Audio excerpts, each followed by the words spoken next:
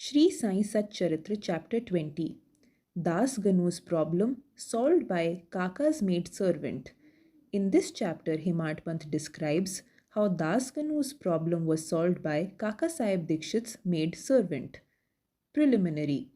God was originally formless. He assumed a form for the sake of bhaktas. With the help of Maya, he played the part of an actor in the big drama of the universe. Let us remember and visualize Sri Sai. Let us go to Shirdi and see carefully the program after the noon Aarti.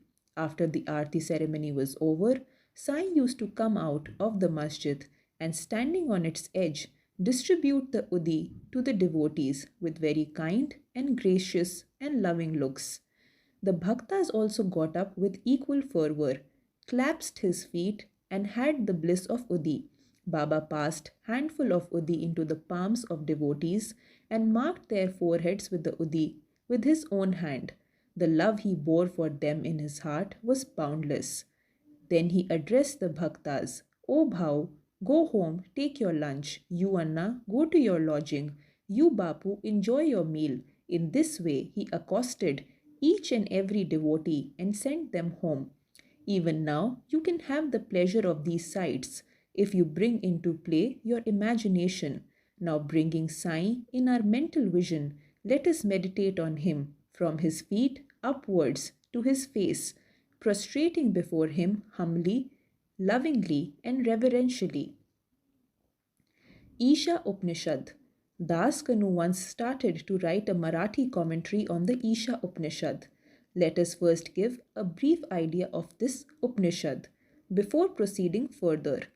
It is called Mantra Upanishad as it is embodied in the mantras of the Vedic Sahita. It constitutes the last or the 40th chapter of Vajrayani Samhita Yajurveda, and it is therefore called the Vajrayani Samhita Upanishad.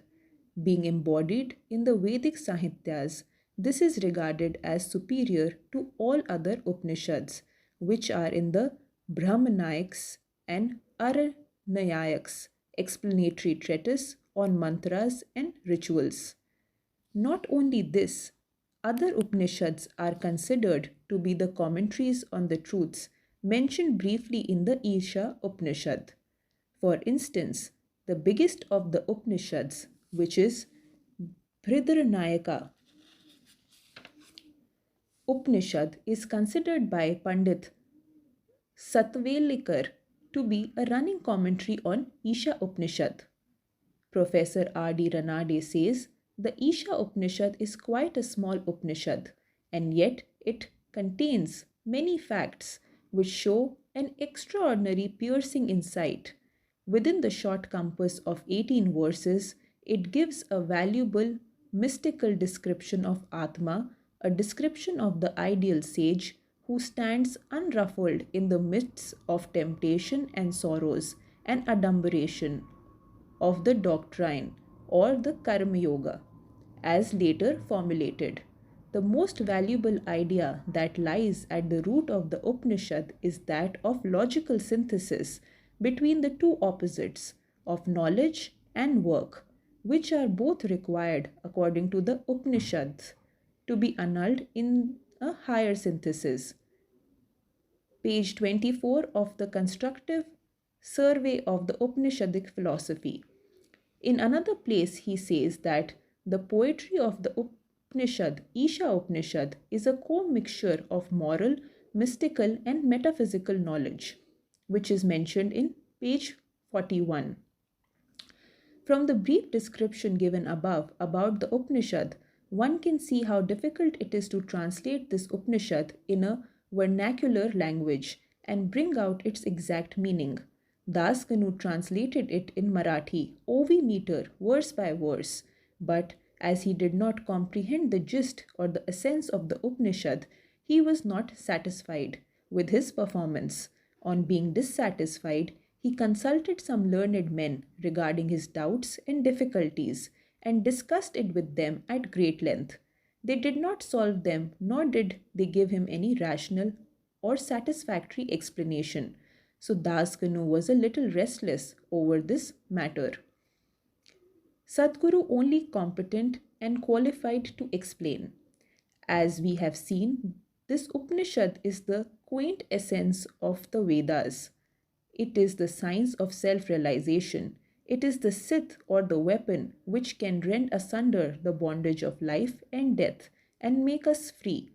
Therefore, he thought that he who has himself attained self realization can only give him true or the correct interpretation of the Upanishad.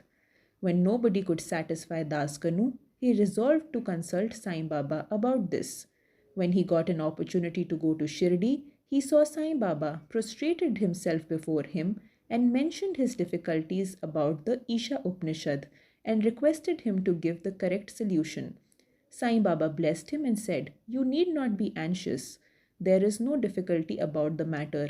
The maid servant of Kaka Sahib Dikshit, will solve your doubts at Villeparle on your way home." The people who were present there and heard this thought that Baba was joking and said, "How could an illiterate maid servant solve difficulties of this mystic nature?" But Daskanu thought otherwise. He was sure that whatever Baba spoke must come true, as Baba's word was the decree of Brahma, Almighty. Kaka's maidservant. Fully believing Baba's words, he left Shirdi and came to Villeparle, a suburb of Mumbai, and stayed with Kaka Sahib Dikshit. There, the next day, when Daskanu was enjoying his morning nap, some say when he was engaged in worship, he heard a poor girl singing a beautiful song in clear and melodious tone. The theme of the song was a crimson colored sari. How nice it was! How fine was its embroidery! How beautiful were its borders! He liked the song so much that he came out and saw that it was being sung by a young girl, the sister of Namya, who was a servant of Kaka Sahib. The girl was cleaning vessels and had only a torn rag on her person. On seeing her impoverished condition and her happy temperament, Daskanu felt pity on her, and when Rao Bahadur M.V. Pradhan gave him a pair of dhotars the next day, he requested him to give a sari to the poor little girl. Also, Rao Bahadur bought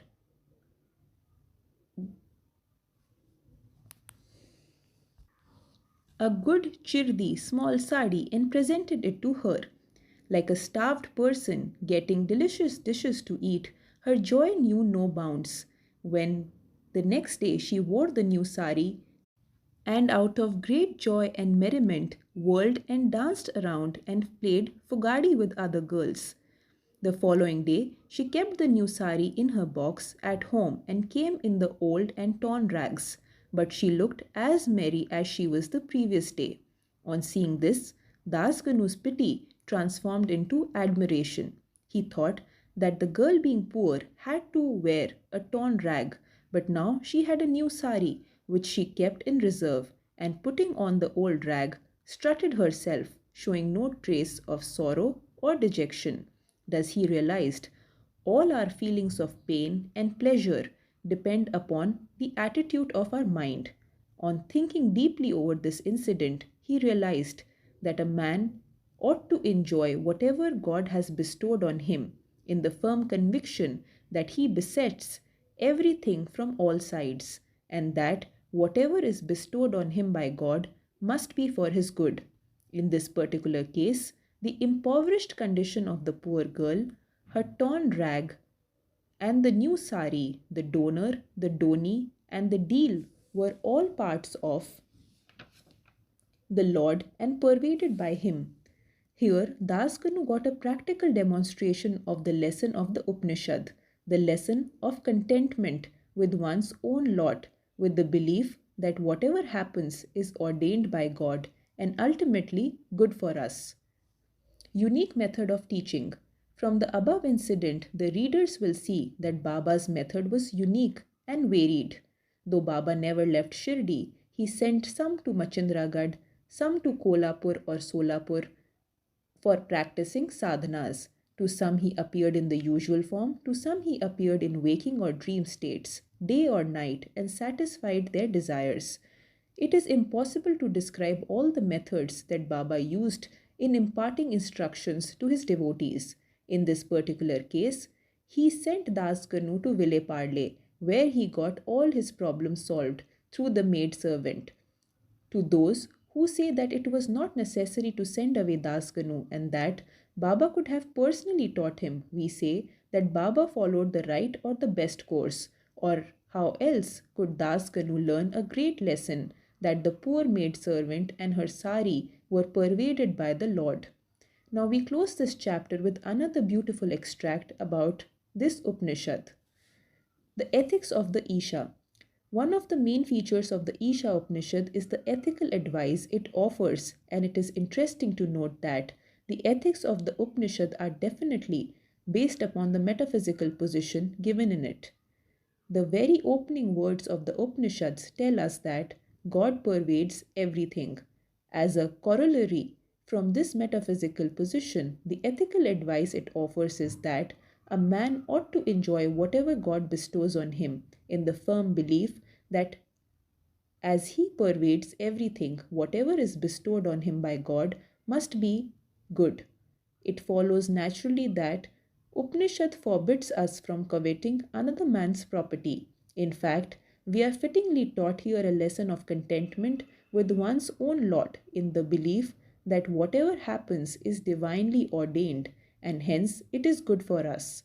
Another moral advice is that man must spend his lifetime always doing action, specifically the karmas enjoined in the Shastras, with resignation to his will. Inactivity, according to this Upanishad, would be the canker of the soul. It is only when a man spends his lifetime doing actions in this manner that he can hope to attain the ideal of Nishkarmya. Finally, the text goes on to say that a man who sees all beings in the self and sees the self as existing in all beings, in fact, for whom all beings and everything that exists have become self, how can such a man suffer infatuation? What ground would such a man have for grief? Loathfulness, infatuation, and grief verily proceed from our not being able to see the Atma in all things, but a man who realizes the oneness of all things, for whom everything has become the self, must, ipso facto, cease to be affected by the common foibles of humanity. Bow to Sri Sai, peace be to all.